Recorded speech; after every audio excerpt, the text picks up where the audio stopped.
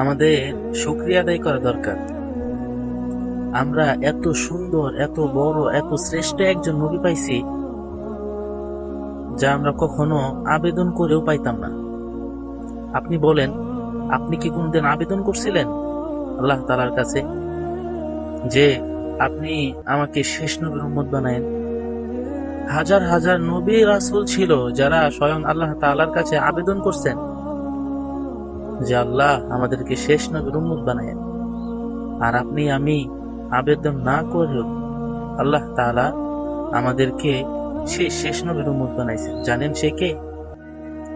যে নবীকে জিজ্ঞেস করা হয়েছিল, 70,000 বারের বেশি জিজ্ঞেস করা হয়েছিল যে হে নবী আপনি কি চান? এক বাক্যে বলেন কি জানেন? হে আল্লাহ, আপনি আমার উম্মতদেরকে ক্ষমা করে দেন, আমি এটাই চাই। মুসলমান, সেই নবীর সুন্নত তোমার মুখে নাই? কষ্টে বুকটা ফেটে যায়।